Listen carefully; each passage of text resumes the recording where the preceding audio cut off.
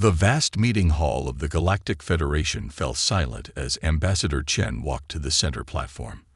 The human diplomat looked small compared to the towering alien representatives around her, but her voice carried strength that made everyone listen. For the third time this month, one of our colony ships has vanished in Sector 7.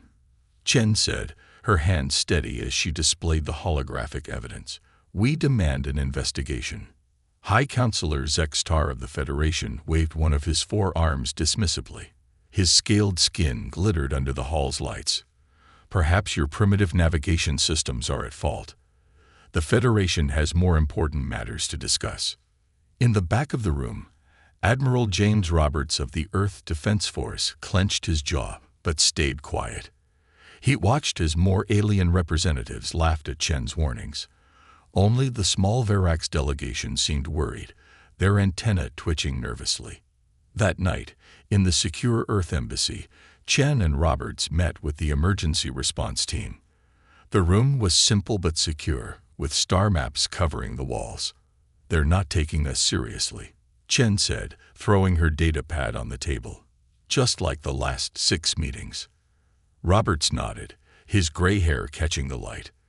Then it's time for Protocol Dark Shield. He pressed a button, and a hidden screen emerged from the wall. It showed hundreds of ships hidden in asteroid fields and dark space, all bearing Earth's symbol. For 20 years, humanity had been building these ships in secret.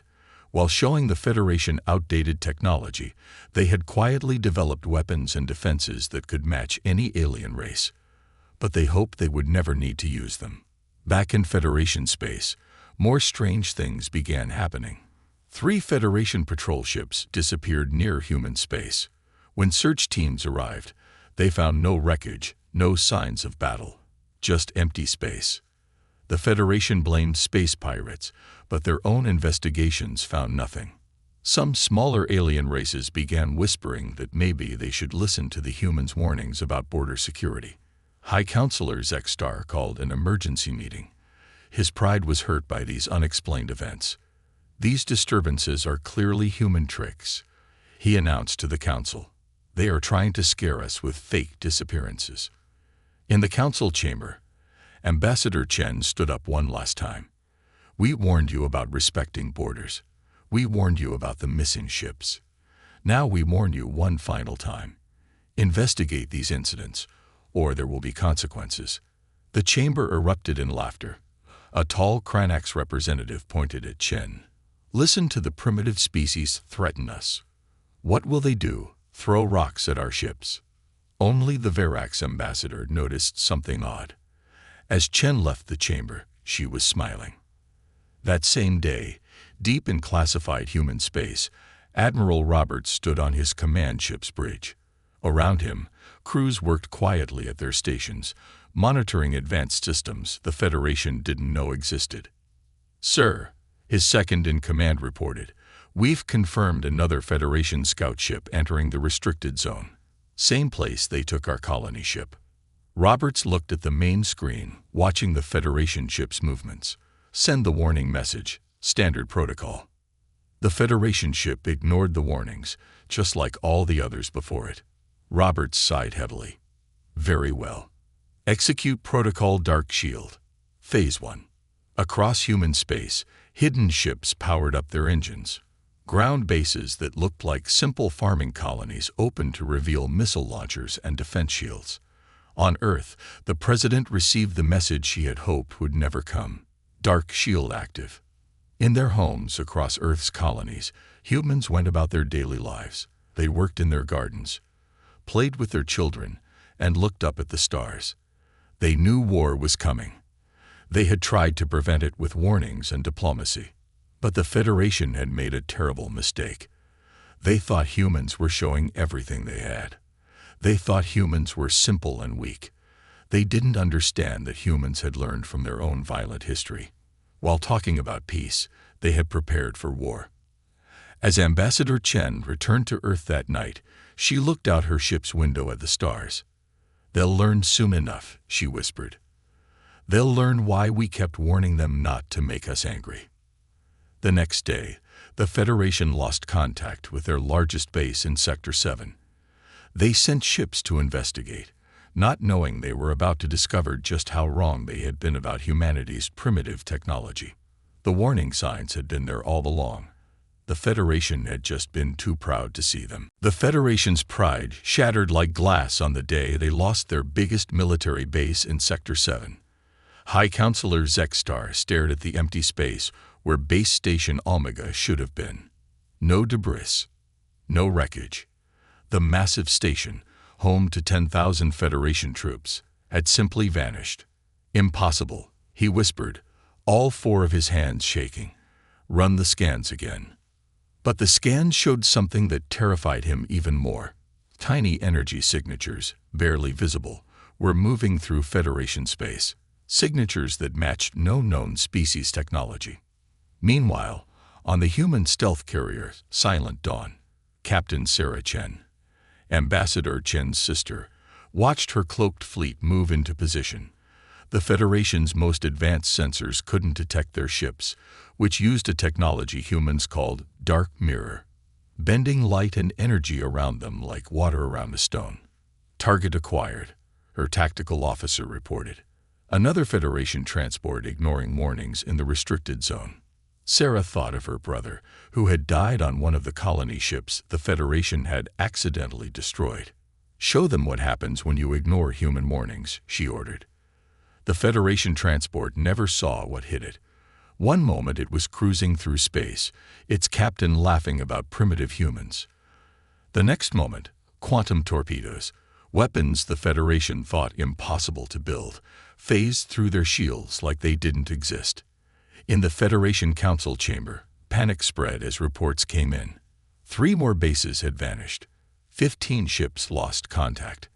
And strangest of all, every human representative had disappeared from Federation space 2 days earlier. Find them. Zextar screamed at his commanders. How can primitives do this? The answer came in an unexpected way. On every Federation communication channel, a single video began playing. It showed scenes from human history, not of peace, but of war. World wars, Cold Wars, Civil Wars. And then it showed something that made even the bravest Federation warriors step back. Humans rebuilding, learning, advancing after each conflict. The video ended with a simple message. We warned you because we know war. We prepared for it while praying for peace. You chose to ignore us. Remember, humans don't start fights. We finish them. Deep in Federation space, a small Verac science ship picked up an unusual reading. The crew watched in awe as a human fleet emerged from what looked like empty space. Leading the fleet was a massive ship called Humanity's Promise. Its hull was painted with Earth's new motto, peace through strength, war through necessity. Admiral Roberts stood on the bridge of Humanity's Promise, looking at tactical displays showing Federation forces scrambling in confusion. Begin Operation Lighthouse, he commanded. Show them Phase 2. Across Federation space, hidden human agents activated devices they had planted years ago. Suddenly, Federation ships found their advanced weapons shutting down, their shields failing. Humans hadn't just been preparing ships, they had infiltrated Federation technology itself. In her private chambers, Ambassador Chen received the battle reports. She remembered how the Federation had laughed at humans, called them primitive, ignored their warnings. Now they were learning that humans had mastered technologies the Federation thought impossible. Send the message, she told her staff. Throughout Federation space, every screen displayed new words. We offered peace. We warned you clearly. You chose war. Now learn why Earth's ancient warriors whispered, beware the fury of a patient people. The Federation's most advanced battle fleet gathered for a counterattack. Their commanders boasted that no primitive species could stand against their combined might. They didn't know that humans had already won the war before firing the first shot. As night fell across Federation space, their mighty fleet approached the human positions. The Federation commanders expected to find primitive ships hiding in fear. Instead, they found something that would haunt their nightmares forever. The true face of human military power finally unveiled. The Federation was about to learn why humans had spent so many years saying, "Please don't make us mad." The Federation's greatest fleet hung motionless in space, surrounded by the wreckage of their own ships. Admiral Krasthul, leader of the Federation forces, couldn't believe his eyes. 300 of his most powerful warships had been defeated in just 6 hours by a force half their size. But it wasn't just the defeat that terrified him. It was how the humans fought. "Sir," his second-in-command reported, tentacles trembling. "The humans. They're helping our escape pods. They're rescuing our soldiers." This made no sense to the Federation leaders. In their culture, you destroyed your enemies completely. But humans were doing something different, winning the battle while saving their enemies' lives. On board the Humanity's Promise, Admiral Roberts watched the rescue operations. "Every saved Federation life," he told his crew, "is one more voice that will tell others what really happened here." Meanwhile, deep inside human space, the Federation's best spies finally found what they were looking for: a human military research base. But what they discovered there made them wish they hadn't. The base wasn't just one facility. The entire planet was a fake. A massive hologram hiding thousands of shipyards and factories. As the spies watched, they saw humans building technologies that the Federation had deemed impossible. "Send this to High Command," one spy whispered. Then they saw something that made their blood freeze. The humans had spotted them. But instead of attacking, the humans sent them an invitation. Ambassador Chen stood before the captured spies in a simple meeting room. "We wanted you to find this place," she said, smiling, "because now you'll understand what comes next." She showed them videos of human children in schools, studying Federation technology, finding its flaws. Teenagers in laboratories, inventing ways to counter Federation weapons. Universities full of young humans preparing for a war they hoped would never come. "While your people laughed at us," Chen explained, 3 generations of humans prepared. Not just soldiers, everyone. Every human child for the past 20 years learned both how to make peace and how to fight. We turned our whole civilization into a shield against tyranny. Back in Federation space, more human fleets emerged from hiding. But they weren't just targeting military bases. They were freeing planets that the Federation had enslaved, helping species that had been oppressed for centuries. The Verax, who had always been kind to humans, found medical supplies and food appearing mysteriously on their worlds. The warlike Krath, who had supported the Federation out of fear, discovered their slave collars deactivated by human computer viruses. High Counselor Zextar received the reports with growing horror. Humans weren't just winning battles, they were winning hearts and minds. Former Federation slaves were joining the human side, bringing with them knowledge of Federation weaknesses. But the greatest shock came from Earth itself. As Federation commanders planned a desperate attack on humanity's homeworld, they found something impossible. Earth had vanished. Not destroyed, vanished.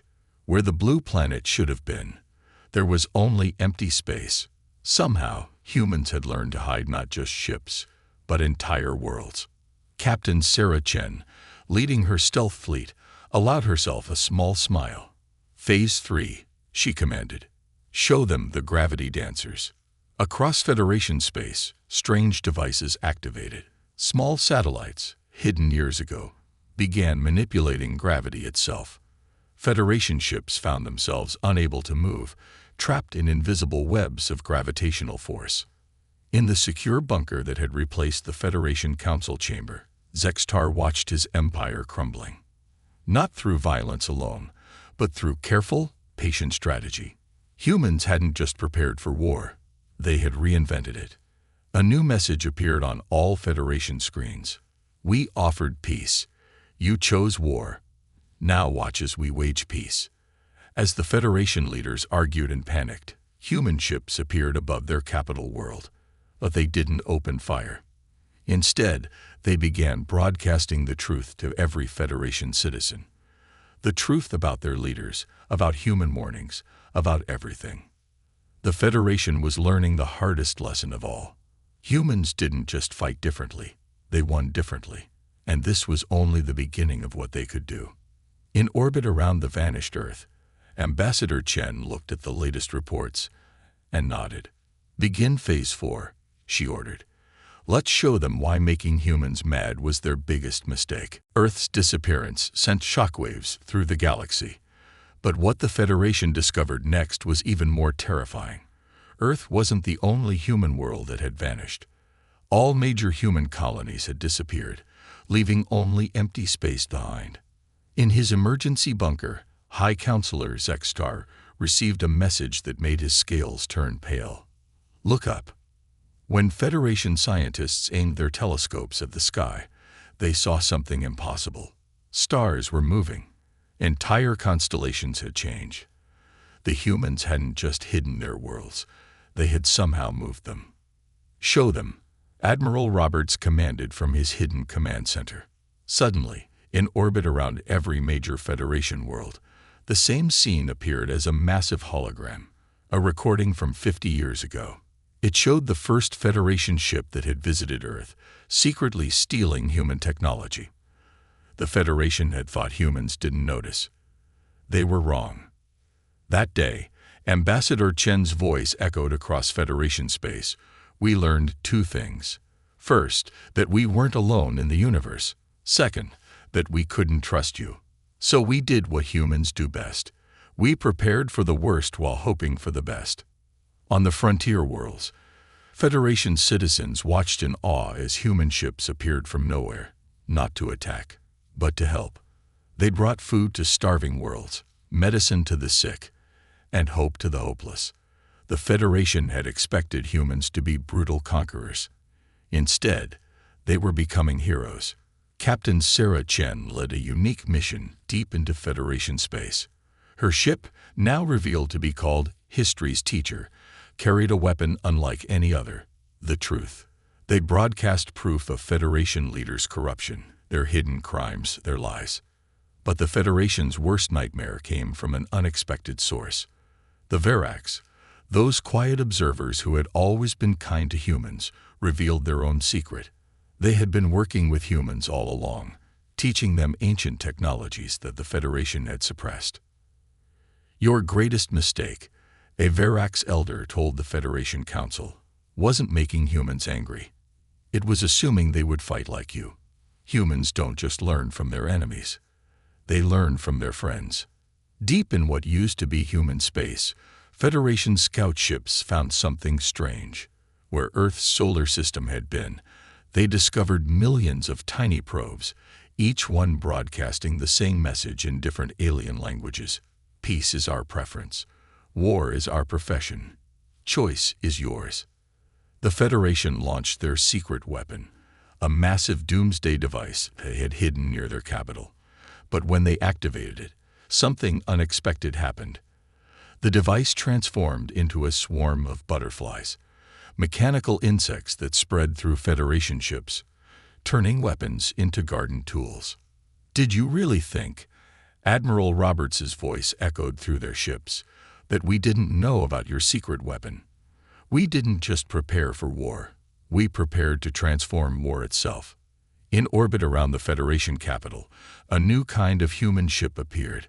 Unlike the military vessels, this one was beautiful, covered in gardens and artwork. Its name was Tomorrow's Promise, and its mission was unlike anything the Federation had expected. The ship released thousands of small devices that fell like snow onto Federation worlds. But instead of weapons, they were knowledge tablets, containing the true history of the galaxy, including the Federation's lies and the human desire for peace. On board Humanity's Promise, Admiral Roberts received an urgent message from Earth, wherever it was now hidden. The message contained one word that made him smile. Rainbow. "Begin Phase 5, he ordered. Across Federation space, human ships activated special engines that bent not just light, but reality itself. The Federation was about to learn why humans had spent centuries writing stories about magic and impossible things. Because sometimes, the best way to win a war was to change the rules of reality itself. As Federation citizens watched their sky turn colors they had never seen before, Ambassador Chen prepared to reveal humanity's greatest secret, one that would change the galaxy forever. The real reason humans had been so patient, so prepared, wasn't just about winning a war. It was about something much bigger. "Show them," she commanded, "what peace really looks like." The sky above every Federation world shimmered with impossible colors. When the light show ended, citizens looked up to see something that defied explanation. Their worlds were now surrounded by massive gardens floating in space, blooming with flowers that shouldn't exist. Phase 5. Garden of Second Chances, Admiral Roberts announced across all channels. Because humans believe everyone deserves a chance to grow. But these weren't just gardens. Hidden within each floating flower was a piece of advanced human technology. Not weapons, but tools, gifts that would help Federation species rebuild their society if they chose to use them wisely. Deep within the Federation's secret archives, their best scientists made a shocking discovery. The humans hadn't just prepared for 50 years. They had found ancient records left by Earth's first visitors, hundreds of thousands of years ago. While the Federation thought humans were new to space, humans had been studying alien civilizations since they first walked upright. On board the Tomorrow's Promise, Ambassador Chen revealed humanity's most carefully guarded secret. She showed Federation representatives a simple wooden box. Inside was a seed, but not just any seed. "This," she explained, "is why we were so patient, why we let you mock us, underestimate us. Because while you were laughing at our primitive technology, we were learning how to create life itself." The seed, when planted in the space gardens, grew into crystalline trees that produced pure energy, clean, safe power that could end the resource wars that had plagued the galaxy for millennia. Humans hadn't just been preparing for war. They had been working on a way to end all wars. But some Federation hardliners refused to accept defeat.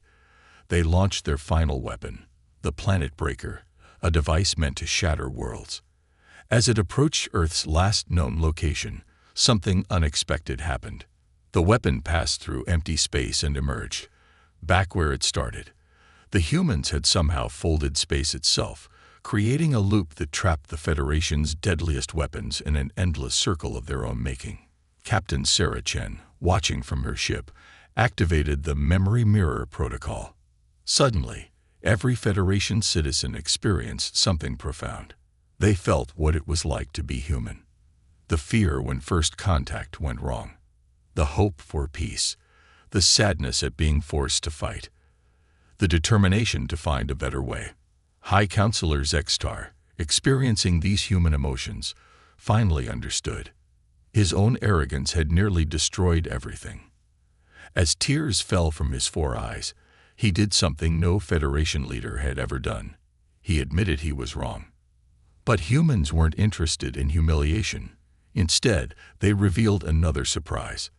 The vanished Earth suddenly reappeared.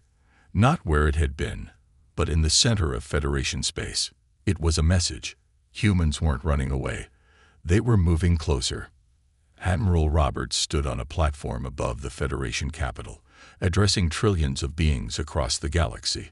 Behind him, human ships transformed into massive floating universities, hospitals, and cultural centers. "We could have destroyed you," he said simply. "Instead, we chose to transform you, because that's what humans do. We take what could break us and turn it into something beautiful."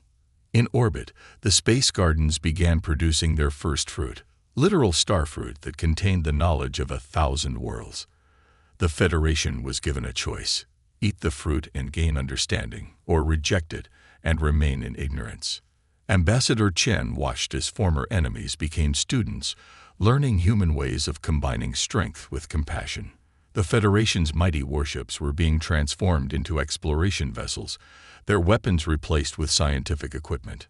But in the deepest parts of space, something stirred. An ancient force that had been watching humans all along. And as Phase 6 began, even humans would be surprised by what came next. "Send the signal," Chen commanded. It's time to show them why we named our ships after promises and dreams. Because the greatest power isn't in weapons or technology. It's in the ability to imagine a better tomorrow. Above every world, the sky changed again. But this time, it showed something no one expected. A vision of the future that would either unite the galaxy or tear it apart forever. The vision in the sky showed something that made every being in the galaxy pause. It revealed the shadows of massive beings, ancient and powerful, who had been watching not just humanity, but all species. These were the first ones, those who had seeded the galaxy with life billions of years ago. We knew about them. Ambassador Chen revealed to the stunned Federation Council. They left messages in our DNA, in the structure of our minds. Every human dream of magic, every story of supernatural beings. They were memories of our creators. But what happened next shocked even the humans. The first ones spoke, their thoughts appearing as shimmering auroras across space. The humans passed our test, not because they won this war, but because they chose not to destroy their enemies. They are ready. Admiral Roberts, standing on the bridge of humanity's promise, watched as the ancient beings revealed the true purpose of the conflict. The Federation's aggression, humanity's preparation, even the recent war, all had been part of a grand test, designed to find species worthy of inheriting the first one's legacy. Captain Sarah Chen's ship, history's teacher, recorded as the first ones revealed a hidden truth.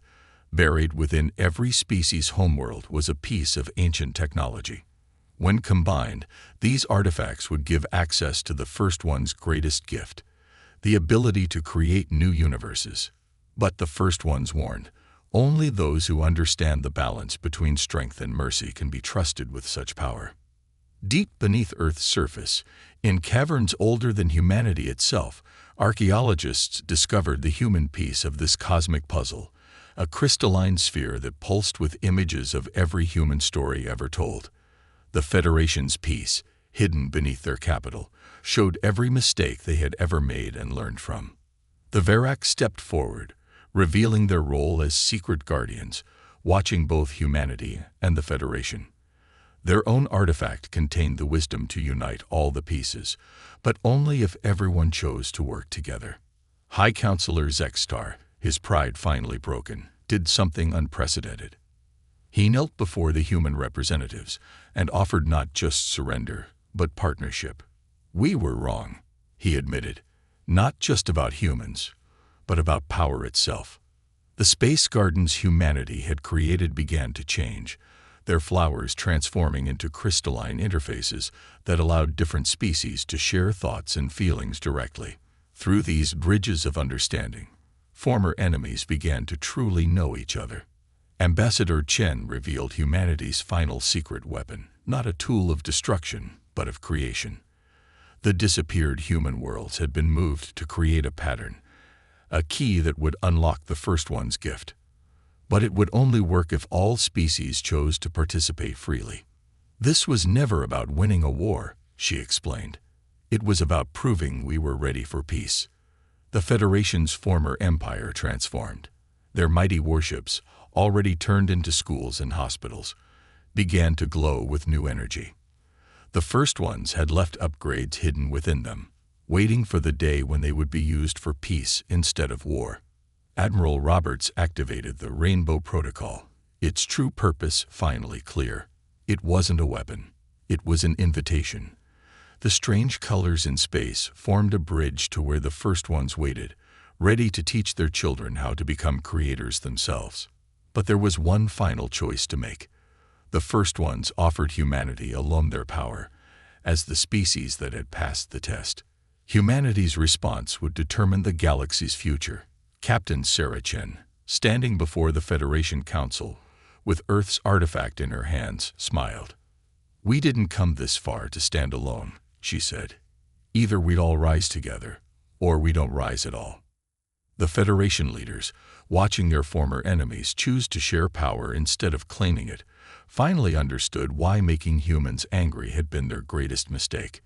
Because humans hadn't just prepared for war, they had prepared for what came after. As Phase 7 prepared to begin, the galaxy waited to see what humanity's final choice would mean for everyone.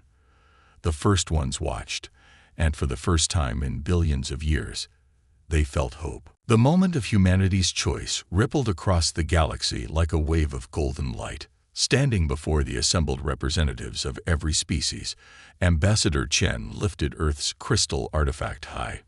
But instead of claiming the first one's power, she did something unexpected. She broke it into 1,000 pieces. "Power isn't meant to be held," she announced, as the fragments floated to every species present. "It's meant to be shared."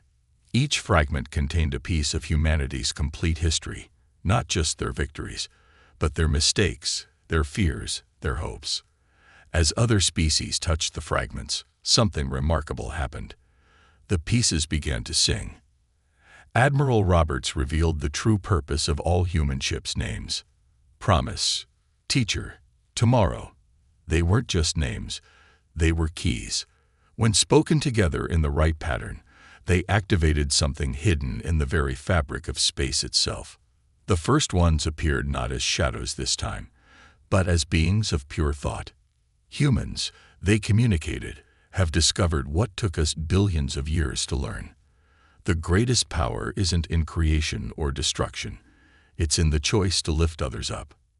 Suddenly, every human space garden transformed.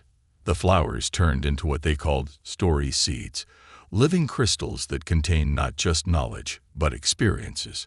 Anyone who held one could live through key moments in human history, understanding both the triumphs and the tragedies that had shaped humanity.